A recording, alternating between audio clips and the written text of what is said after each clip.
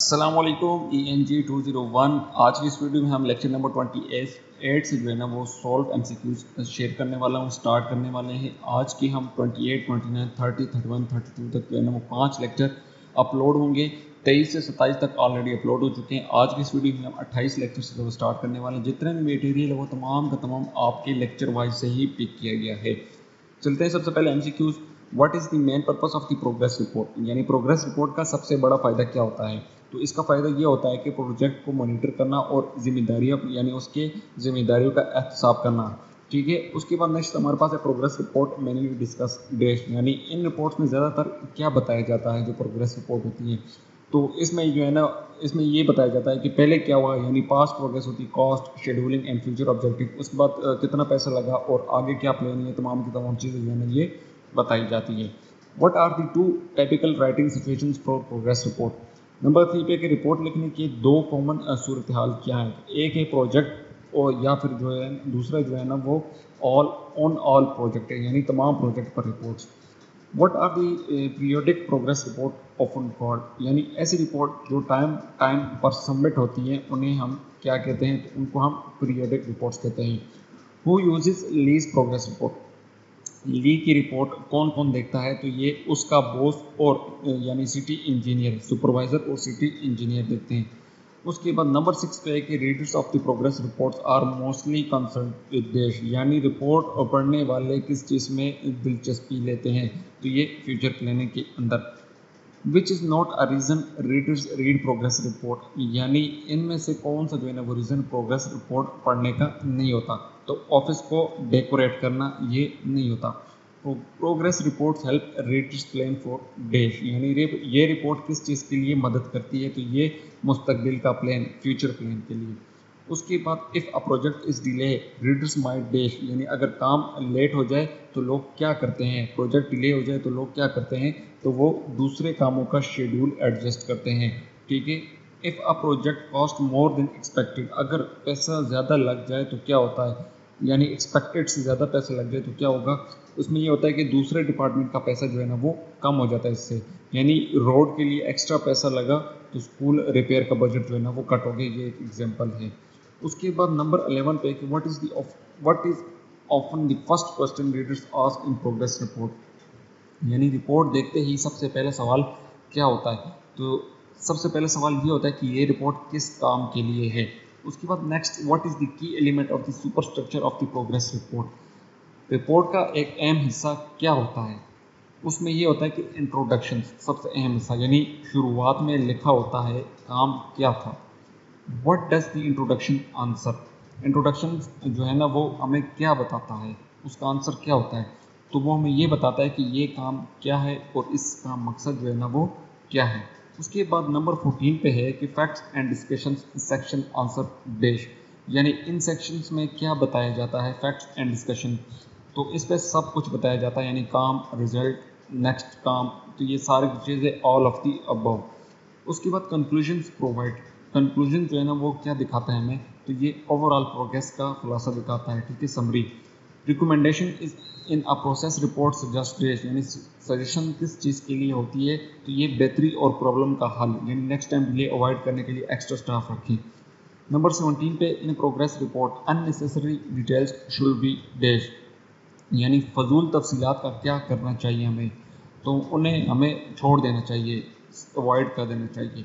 उसके बाद next, how should you present primarily result, यानी प्रीमियरली शुरुआती जो रिजल्ट्स होते हैं वो किस तरह बताया जाता है, यानी बताते हैं, तो यकीन ना या शक को वाजह कर दे, यानी रिजल्ट अगर आपका 70% कन्फर्म है तो फाइनल जो टेस्टिंग होती है वो बाकी है, तो वो इसमें यानी शुरुआती जो रिजल्ट होता है वो इस तरह बताया जाता है। A common way to organize discussion is base, यानी डिस्कशन किस बेस पे लिखना बेहतर होता है, तो टाइम पीरियड के हिसाब से जो है ना वो लिखना बेहतर होता है। Readers want to know result dash, result should be, यानी रिजल्ट कैसे होना चाहिए, readers want to know result, यानी जो आपके रीडर्स होते हैं वो जानना चाहते हैं रिजल्ट कैसा होना चाहिए, तो ऐसे जो आगे के डिस्कशंस में जो है ना वो मदद दे, रिजल्ट ऐसा होना चाहिए। नंबर 21 पे कि प्रोग्रेस रिपोर्ट्स में कवर डैश, यानी रिपोर्ट में क्या चीज़ें शामिल हो सकती हैं, कवर करता है। तो ये एक ज़्यादा प्रोजेक्ट होता है, यानी सिर्फ ब्रिज प्रोजेक्ट या ब्रिज प्लस रोड दोनों one or more multiple projects होते हैं। उसके बाद Jacqueline writes progress report for dash, यानी जैकलाइन किस चीज़ की रिपोर्ट लिखती है, तो ये डिटर्जेंट प्रोजेक्ट्स लिखती है, यानी हर डिटर्जेंट ब्रांड्स की अलग प्रोग्रेस लिखती है। उसके बाद नेक्स्ट में है कि व्हाट में हेल्प इन लॉन्ग रिपोर्ट, यानी बड़ी और लंबी रिपोर्ट्स में क्या चीज़ मददगार साबित होती है, तो आपकी कंक्लूजन्स जो जर्नल प्रोग्रेस का खुलासा दें वो मददगार साबित होती है। Next, report help in managing dash, यानी रिपोर्ट किस चीज़ को मैनेज करने में मदद करती है, तो ये इंटरडिपेंडेंट प्रोजेक्ट्स को। रिकमेंडेशंस कैन एड्रेसेस, यानी रिकमेंडेशन किस चीज़ को कवर कर सकती है, तो ये आने वाले प्रॉब्लम्स का हल, उसका सोल्यूशन होता है, फ्यूचर्स के सोल्यूशन। नंबर 26 पे what should be avoided in progress report, progress report में किस चीज़ को लिखने से बचना चाहिए, जो छोटे छोटे प्रॉब्लम्स होते हैं ना उनसे, ठीक है, उनसे जो है ना वो हमें क्या करना चाहिए, वो बचना चाहिए। उसके बाद नेक्स्ट हमारे पास 27 की कि how often did Lee submit progress report, यानी ली कितनी फ्रिक्वेंटली अपनी रिपोर्ट देता है, तो ये हर 2 हफ्ते बाद यानी एवरी 2 वीक्स बाद जो है वो अपनी रिपोर्ट देता है। Why should finding B highlighted, finding को क्लियर करके क्यों जो है ना वो दिखाना चाहिए, क्यों दिखाना ज़रूरी है हाईलाइट करके, उसकी वजह ये है कि ताकि दूसरे फ़ौरन उन्हें जो है ना वो यूज़ कर सकें, इसीलिए।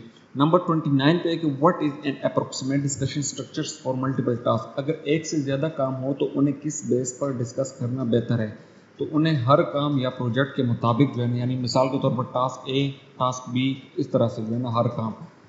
What help reader locate important feelings, यानी रीडर को रिपोर्ट में इम्पोर्टेंट पॉइंट्स ढूंढने में क्या मदद करता है, तो ये क्लियर प्लेसमेंट इन रिपोर्ट, यानी जैसे हेडिंग्स है, बोल्ड टेक्स्ट है या बुलेट पॉइंट का इस्तेमाल, तो ये जो है ना उनको क्या करते हैं, ये मदद करते हैं। तो ये लेक्चर नंबर 28 जो है ना वो आपके एमसीक्यूज खत्म हो गए हैं। लेक्चर नंबर 29 की तरफ अभी हम मूव करेंगे। अच्छा जी, लेक्चर नंबर 29 इसको हम स्टडी करने वाले हैं, इसके एमसीक्यूज हम जो है ना वो स्टडी करने वाले, समझने वाले। सबसे पहले एमसीक्यूज ये कि what is the primary purpose of the proposals, यानी प्रपोजल लिखने का असल मकसद क्या होता है, तो प्रपोजल लिखने का असल मकसद होता है प्रोडक्ट्स, क्लेम या प्रोजेक्ट को क्लाइंट से मनवाना। Proposal readers are mainly like dash, यानी प्रपोजल्स को पढ़ने वाले लोग कैसे होते हैं, तो ये इन्वेस्टर्स होते हैं। What do proposals reader invest, यानी प्रपोजल रीडर किस चीज़ में इन्वेस्ट करते हैं, तो ये टाइम एंड मनी के अंदर। Proposal can be written for dash, proposal किस किस के लिए लिखा जा सकता है, तो प्रपोजल इंटरनल और एक्सटर्नल क्लाइंट्स दोनों के लिए लिखा जा सकता है। उसके बाद Helen's proposal aim to dash, यानी हेलेन ने किस चीज़ के लिए प्रपोजल लिखा, तो इसने रूम्स रिजर्वेशन सिस्टम्स बनाने के लिए जो है ना वो प्रपोजल लिखा।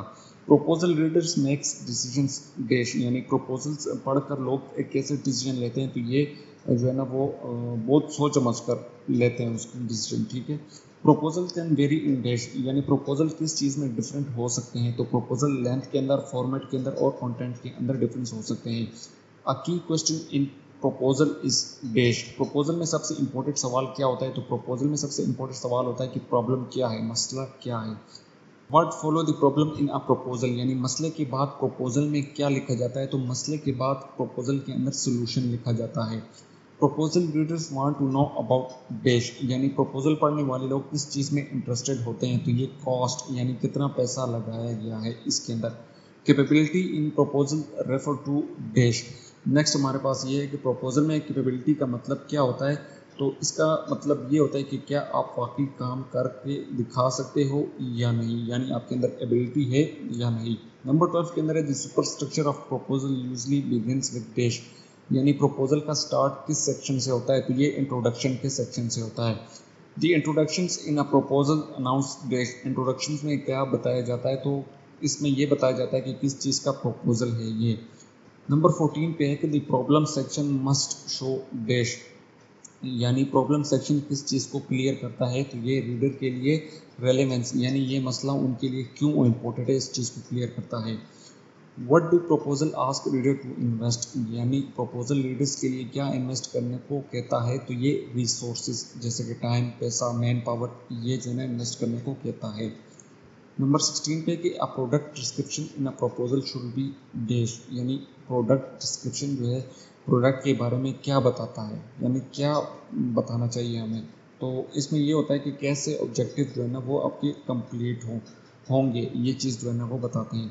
Method sections ensure reader dash, यानी मेथड सेक्शन से रीडर को क्या समझ आता है, तो इससे उसको कि आपका प्लान काम करेगा या नहीं करेगा, ये चीज़ उसको समझ आती है।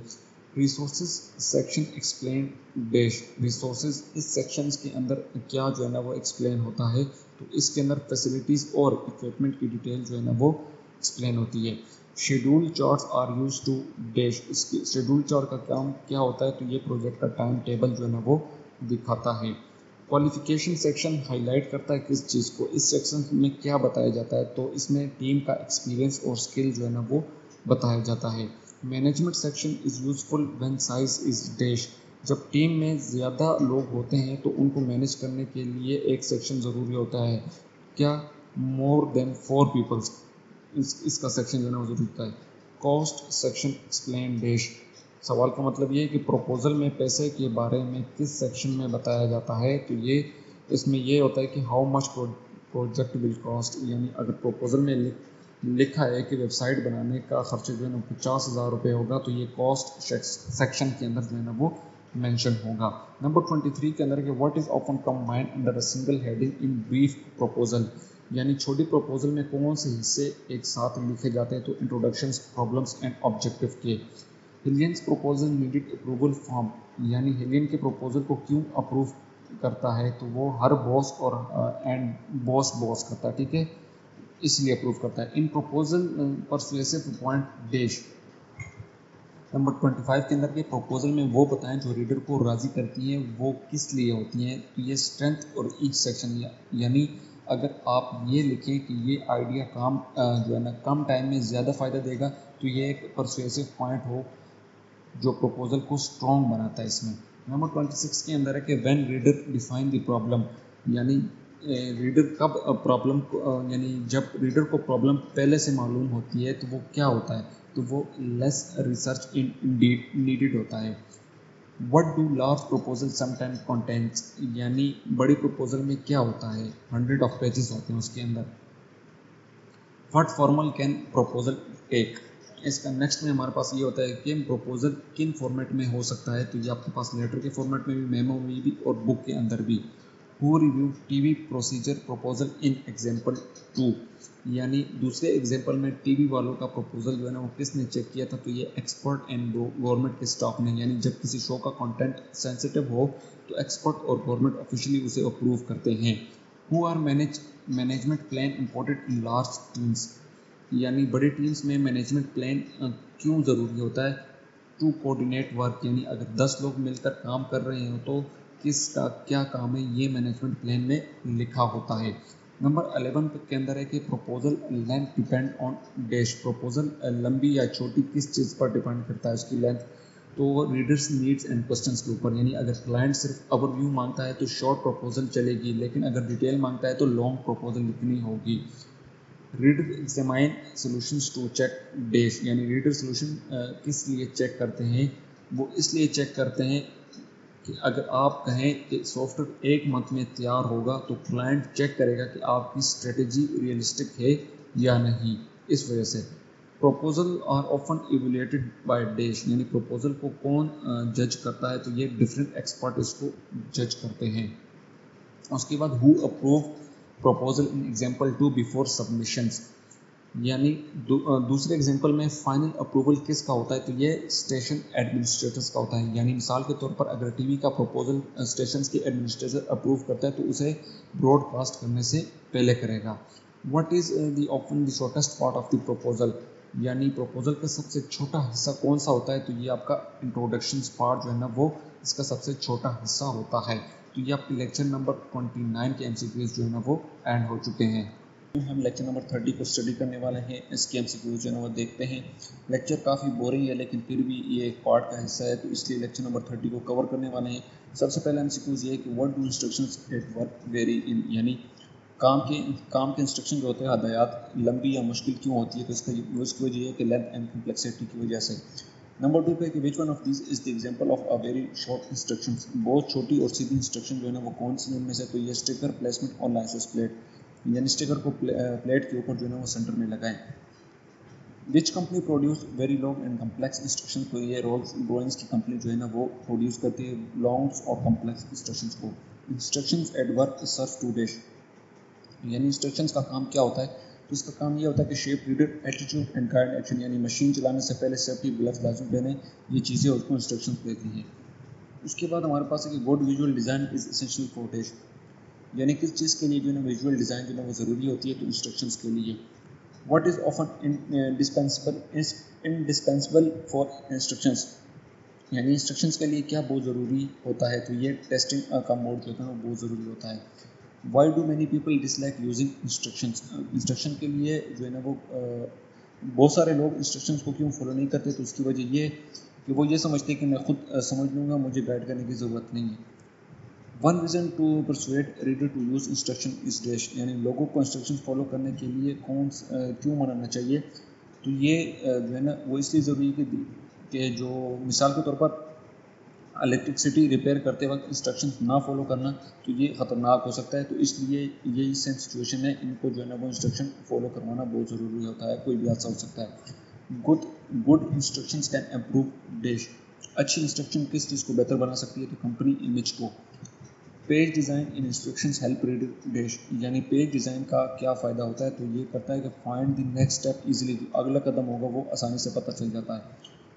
Visual aids in instructions dash, यानी विजुअल तस्वीर या चार्ट का फ़ायदा क्या होता है, are more economical that words, यानी डायग्राम ज़्यादा आसानी से समझा देता है कि वायर कहाँ जो है वो लगानी है डायग्राम की मदद से। और visual aids can be as bad as dash, यानी अगर विजुअल एड्स अच्छी नहीं होगी तो क्या होगा, तो पोरली रिटन प्रोज होगी, यानी ब्लरी इमेज से समझ नहीं आएगा कि अंदर है क्या इमेज की। टेस्टिंग इंस्ट्रक्शंस हेल्प डैश, यानी इंस्ट्रक्शन को टेस्ट करने का क्या फ़ायदा होता है, तो इंस्ट्रक्शन को टेस्ट करने का फ़ायदा ये होता है कि क्या वो चीज़ ठीक है या नहीं है, यानी जो आपने चीज़ बनाई है क्या वो ठीक है या नहीं है। Super structures for instruction included dash, यानी इंस्ट्रक्शंस के स्टैंडर्ड पार्ट क्या होते हैं, तो ये आपका इंट्रोडक्शन पार्ट होता है। Which is not part of the conventional instruction super structure, यानी नीचे में ऐसे कौन सा जो है ना पार्ट नॉर्मल इंस्ट्रक्शंस का नहीं होता, तो ये म्यूज़िक का लिस्ट, म्यूज़िक यानी मैनुअली ट्रबल शूटिंग होती है, म्यूज़िक लिस्ट नहीं होती उसके अंदर। उसके बाद नेक्स्ट हमारे पास है कि what does the subject part of the instruction do, instruction के सब्जेक्ट पार्ट का क्या काम होता है, तो इसका काम ये होता है कि किसी चीज़ को ऑपरेट कैसे करना है, मतलब उससे पता चलता है कि उसके इंस्ट्रक्शंस किस चीज़ पर है, ठीक है। Aim sections of instruction tell reader dash, यानी एम का सेक्शन जो होता है रीडर को क्या बताता है, उसको ये बताता है कि व्हाट कैन बी अचीव, यानी ये बताता है कि गोल क्या है। उसके बाद नेक्स्ट हमारे पास है कि intended reader sections clarify dash, यानी ये सेक्शन किस चीज़ को क्लैरिफाई करता है, तो ये सेक्शन जो है ना who the instruction are for, यानी इंस्ट्रक्शन जो है ना वो किसके लिए, ठीक है। स्कोप एक्सप्लेन डैश, स्कोप क्या बताता है, स्कोप बताता है कि what thing will or was not to be covered, यानी ये कवर करेगा या नहीं करेगा, यानी ये चीज़ हमें स्कोप है, ये चीज़ कवर करेगा या नहीं करेगी।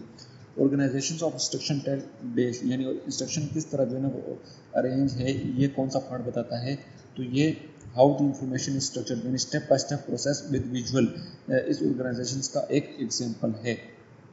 Usage section tell reader dash, यानी ये किस सेक्शन रीडर को ये सेक्शन रीडर को क्या गाइड करता है, तो ये how to find information quickly, यानी इंफॉर्मेशन को कैसे जो है ना वो तलाश करते हैं जल्दी से। Motivation help reader dash, motivation section क्या फ़ायदा देता है रीडर्स को।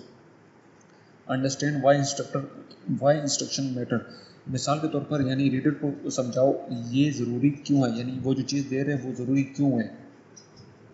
बैकग्राउंड में भी इंक्लूड डैश, यानी बैकग्राउंड सेक्शन में क्या शामिल हो सकता है। इक्विपमेंट डिस्क्रिप्शंस, मिसाल के तौर पर बैकग्राउंड में मशीन को का इंट्रोडक्शन होता है, ठीक है, यानी the printer use laser technology, तो बैकग्राउंड के अंदर उसमें उस मशीन का इंट्रोडक्शन सारा कुछ लिखा होता है, इसीलिए जो है बैकग्राउंड सेक्शन में क्या शामिल होता है, इक्विपमेंट डिस्क्रिप्शन शामिल होती है। Direction should be written in dash, direction किस टोन में लिखनी चाहिए, तो ये active voice and imperative mode के अंदर जो है ना वो लिखनी चाहिए। What should direction include, direction में क्या होना चाहिए, तो enough detail to complete task, इतनी डिटेल होनी चाहिए ताकि अपना टास्क कंप्लीट कर सके। Where should warning be placed, warning किस स्टेप पर दिखानी चाहिए, before the step they apply to, मिसाल के तौर पर don't touch the hot surface, warning पहले आ गई जहां डेंजर हो, ठीक है, उस जगह आपने वार्निंग देनी है। विजुअल एड शुड रिपीटेड है, ये इसको स्किप कर दीजिएगा। Alternative steps should be dash, यानी अगर एक स्टेप का अल्टरनेटिव हो तो उसे किस तरह जो है ना वो लिखना चाहिए, बी इजी टू फाइंड, मतलब आसानी से लिखना चाहिए ताकि इजी लिखना चाहिए ताकि आसानी से जो है ना वो सर्च कर सके। Testing instructions can help prevent dash, यानी इंस्ट्रक्शन टेस्ट करने का क्या फ़ायदा है, तो कन्फ्यूजन्स एंड एरर, उसका ये फ़ायदा है कि इंस्ट्रक्शन टेस्ट करने का जो कन्फ्यूजन्स और एरर ना वो आपकी दूर हो जाती हैं। Which element helps readers grasp material connections, यानी कौन सा एलिमेंट हेल्प करता है रीडर को मटेरियल समझने में, तो गुड पेज डिज़ाइन, यानी अगर क्लियर हेडिंग्स हो जाएंगी, स्टेप्स नंबर क्लियर होंगे, स्पेसिंग वगैरह, तो आपको क्या होगा, ये हेल्प करेगा रीडर को। उसके बाद why do writer sometime leave out critical information, यानी राइटर कभी कभी इंपॉर्टेंट इन्फॉर्मेशन क्यों छोड़ देते हैं, तो उसकी वजह they know the process too well, यानी उनको पता होता है कि क्या करना है, प्रोसेस सारा कुछ पता होता है, यानी उनको लगता है कि सब रीडर उनकी तरह एक्सपर्ट हैं, इसलिए वो कुछ स्टेप जो है वो मिस कर देते हैं। अनक्लियर इंस्ट्रक्शन में लीड रीडर्स टू डैश, यानी अगर इंस्ट्रक्शन अनक्लियर हों तो रीडर क्या करते हैं, अबंडन देम, यानी अगर अबंडन देम, मिसाल के तौर पर अगर मैनुअल मुश्किल है तो बंदा काम छोड़ के खुद से ट्राई करेगा या इग्नोर करेगा इसको, ठीक है। Good instructions can encourage dash, अच्छी इंस्ट्रक्शंस का क्या पॉजिटिव इफेक्ट हो सकता है, कस्टमर लॉयल्टी इसका हो सकता है।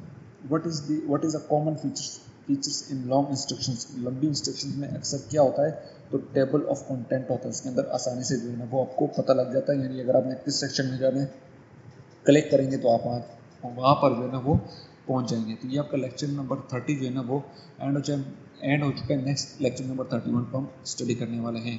इंग्लिश 201 लेक्चर नंबर 31 आज की इस वीडियो में हम स्टडी करने वाले हैं। ये लेक्चर नंबर 31 के एमसीक्यूज जो है ना हम देखने वाले हैं। फाइनल टर्म के शॉर्ट लेक्चर की सीरीज जारी है।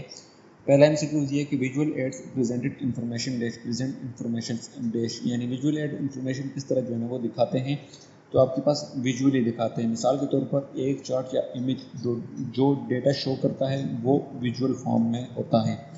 Which of these is a type of the visual add, इनमें से कौन सा जो है ना विजुअल एड है, तो फ्लो चार्ट जो है ना वो आपका विजुअल एड है। What can visual aids do in presentation, visual aids presentation में क्या फ़ायदा देते हैं, तो ये आपका add a new dimension.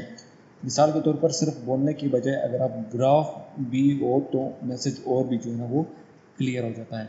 Sometime visual aids can dash, यानी कभी कभी विजुअल एड क्या कर सकता है, तो कैरी द इंटायर मैसेज, यानी तमाम के तमाम मैसेज को आपका जो है ना वो काबू कर लेता है। यानी मिसाल के तौर पर सेफ्टी कार्ड होता है ना वो जिसमें सिर्फ पिक्चर्स होती हैं, तो बिना जो है ना वो लिखे सब समझा देती है। उसके बाद airline safety cards are often dash, यानी एयरलाइन सेफ्टी कार्ड अक्सर किस टाइप के विजुअल एड होते हैं, तो ये वर्डलेस और विजुअल एड्स होते हैं, ठीक है। उसके बाद while using graph software you must decide dash, graph बनाते वक्त क्या डिसाइड करना ज़रूरी होता है कि which variable on go on each axis, ठीक है, यानी एक्स एक्सिस पे करना है या वाई एक्सिस पे करना है, वो तमाम का तमाम आपको पता होना चाहिए। First step in using visual add effectively dash, यानी विजुअल एड अच्छी तरह यूज़ करने का पहला स्टेप क्या होता है, search for places they can help, यानी मिसाल के तौर पर देखना है कि कहाँ डायग्राम या टेबल ऐड करना है, जो है ना वो आपको पता होना चाहिए। Visual aids can clarify dash, visual aid किस चीज़ को क्लियर करते हैं, ये रिलेशनशिप अमॉन्ग न्यूमेरिकल डेटा को क्लियर करते हैं। Visual aids can support dash, visual aid किस चीज़ को सपोर्ट करते हैं, तो ये परसुएसिव पॉइंट को, मिसाल के तौर पर अगर आप कह रहे हो कि सेल बढ़ रही है और लाइन ग्राफ भी दिखाओ तो ज़्यादा कन्विंस होता है उससे, ठीक है।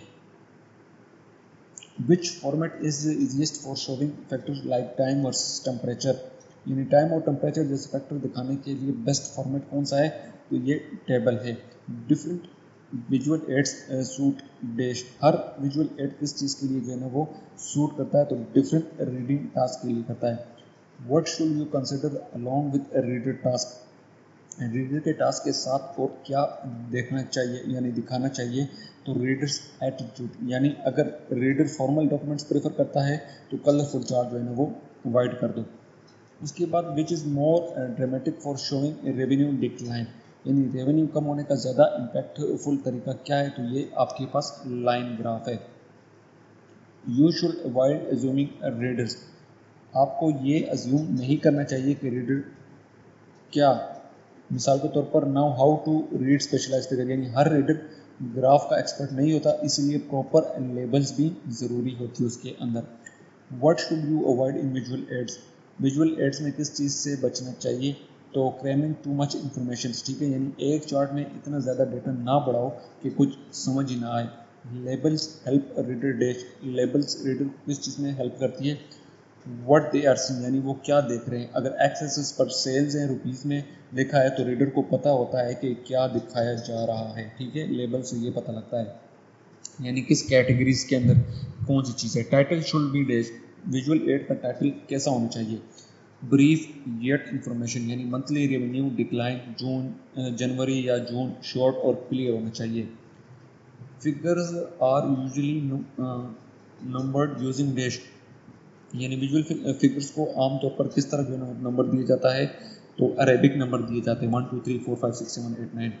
Y might some visual aids not need titles, यानी कुछ विजुअल एड्स के लिए टाइटल ज़रूरी क्यों नहीं होता, बिकॉज एक साइन जो क्लियरली ट्रैफिक सिग्नल दिखाए बिना जो है ना वो लिखे भी और समझ भी आता है, ठीक है, यानी their content is already clear, जो उनका कॉन्टेंट होता है वो इसलिए जो है ना वो क्लियर होना चाहिए।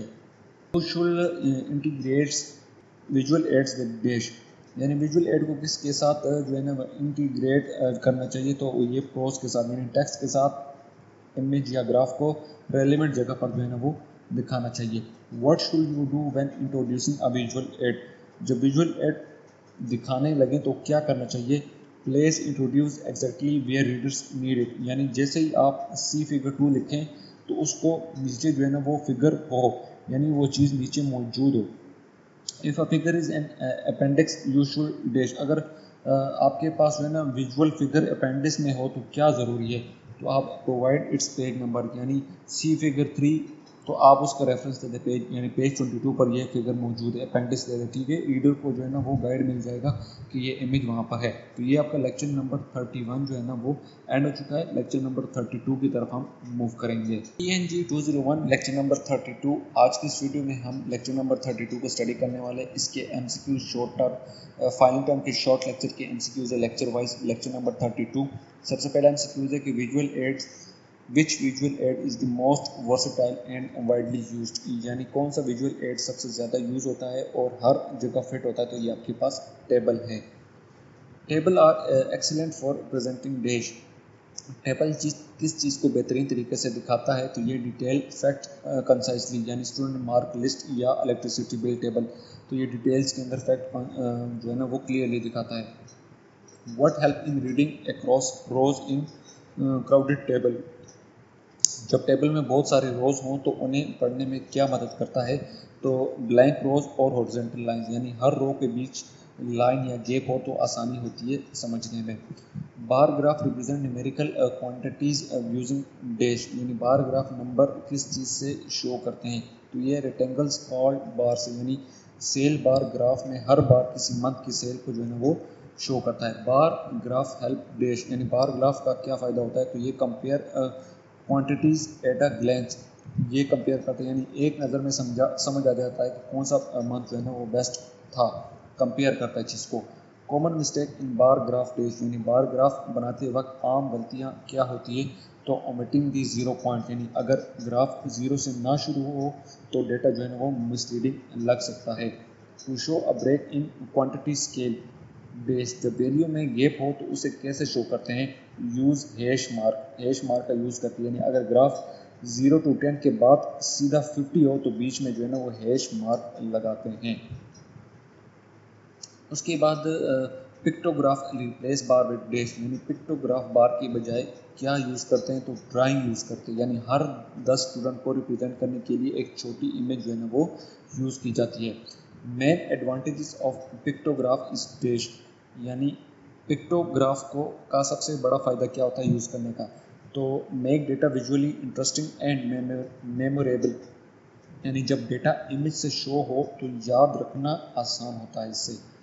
Pictograph can mislead if dash, यानी क्या करता है ये पिक्टोग्राफ कब जो है ना वो गलत इंप्रेशन दे सकता है, वो तब जब picture are not same size, picture जो है ना वो आपकी सेम साइज की नहीं होगी। Line graph are useful to for dash, line graph किस चीज़ के लिए यूजफुल है, तो ये शो ट्रेंड ओवर टाइम, यानी टेम्परेचर का डेली रिकॉर्ड शो करना। In line graph time is usually place on dash, जो है ना वो इन लाइन ग्राफ में वक्त यानी टाइम किस साइड होता है, तो ये हॉरिजॉन्टल एक्सिस के ऊपर होता है। Line graph show dependent variable on dash, line graph में डिपेंडेंट वेरिएबल किस एक्सेस पर होती है, तो ये वर्टिकल एक्सेस के ऊपर होती है। Line graph are also good for showing dash, line graph में डिपेंडेंट वेरिएबल किस एक्सेस पर होती है, तो ये वर्टिकल एक्सेस पे होती है। और line graph are also good for showing dash, यानी लाइन ग्राफ और किस चीज़ के लिए यूजफुल होता है, तो हाउ वेरिएबल इंटरेक्ट, यानी मिसाल के तौर पर टेम्परेचर और इलेक्ट्रिसिटी यूजेज का ताल्लुक शो करना। ठीक है, नंबर 15 के ऊपर है कि pie chart are best for showing, यानी पाई चार्ट किस चीज़ को बेस्ट तरीके से शो करता है, तो ये कंपोजिशन ऑफ अ होल को, यानी बजट का कितना हिस्सा जो है ना वो किस डिपार्टमेंट को गया। What does each pie chart represent, यानी पाई चार्ट का हर टुकड़ा हर हिस्सा क्या शो करता है, तो ये पोर्शन ऑफ टोटल को शो करता है। Photographs help reader dash, photo readers को किस चीज़ में हेल्प करती है, तो ये सी एक्चुअल अपीयरेंस, मिसाल के तौर पर प्रोडक्ट का फोटो देखकर उसका रियल लुक जो है ना वो समझ आता है। फोटोग्राफ कैन हेल्प डैश, यानी फोटोग्राफ जो है ना वो किस चीज़ को देखने में मदद देती है, तो ये आइडेंटिफाई इम्परफेक्शंस को, यानी मिसाल के तौर पर मशीन के पार्ट्स में स्क्रैच या डैमेज फोटो जैसे उससे जो है ना वो नज़र आ जाता है, तो ये आइडेंटिफाई करता है। डायग्राम डिपेक्ट सब्जेक्ट डैश, यानी डायग्राम्स किस तरीके से सब्जेक्ट शो करते हैं, तो ये एब्स्ट्रैक्टली तरीके से जो है ना वो शो करते हैं। Flow chart represent dash, flow chart जो है ना वो किस चीज़ को रिप्रेजेंट करता है, तो ये सक्सेशन ऑफ इवेंट को, मिसाल के तौर पर काम करने का प्रोसेस जो है ना वो स्टेप बाय स्टेप जो है ना वो दिखाता है। ये flow chart shapes show dash, flow chart के शेप क्या शो करते हैं, तो ये एक्टिविटीज़ एंड डिसीजन को शो करते हैं। In flow chart activity flow dash, flow chart में काम का फ्लो किस डायरेक्शन में होता है, तो ये लेफ्ट टू राइट और टॉप टू बॉटम के। Organisational chart show dash, organisational chart किस चीज़ को दिखाता है, तो ये हायरार्की ऑफ पीपल डिपार्टमेंट्स को दिखाता है। Organisational chart usually dash, organisational chart का शेप अक्सर कैसा होता है, तो ये पैरामेडिक मिडल होता है। ठीक है, पैरामिडल होता है, यानी मिसाल के तौर पर सबसे ऊपर सीईओ, फिर नीचे स्टाफ, फिर पिरामिड जैसा। ठीक है, एक शेड्यूल वाइज। शेड्यूल चार्ट जो होता है वो शो करता है किस चीज़ को, शेड्यूल चार्ट क्या दिखाता है, तो ये major project steps and timing दिखाता है, यानी प्रोजेक्ट किस डेट पर स्टार्ट और फिनिश होगा। In schedule chart task are listed on dash, schedule chart में टास्क किस एक्सेस पर लिखते होते हैं, तो ये वर्टिकल एक्सेस पर। Budget statement show dash, budget statement क्या शो करता है, तो इसमें हाउ मनी इज गेन और स्पेंड, यानी किस काम पर कितना पैसा खर्च हुआ है ये शो करता है। Budget statement can explain dash, budget statement किस चीज़ को एक्सप्लेन करते हैं, तो ये एक्सपेंसेस इन अ प्रोजेक्ट, जो एक्सपेंस होते हैं ना प्रोजेक्ट के अंदर उसको शो करते हैं। Which is the key use of budget statement, यानी बजट स्टेटमेंट का इम्पोर्टेंट यूज़ क्या है, तो ये समराइज सेविंग, यानी कितना पैसा बचाया या ज़ाया हुआ है, तो ये समराइज करता है। Pictograph and bar graph both dash, picto और बार दोनों किस चीज़ को शो करते हैं, तो ये रिप्रेजेंट करता है क्वांटिटीज़ विजुअली, यानी एक फ्रूट सेल को ग्राफ में जो है ना बार से और पिक्टोग्राफ में एप्पल आइकन से जो है ना वो शो करना, तो ये इस चीज़ को शो करता है। तो ये आपके लेक्चर नंबर 32 के एमसीक्यू जो है ना वो एंड हो चुके हैं। नेक्स्ट हम लेक्चर नंबर 32 को 33 को स्टडी करने वाले हैं।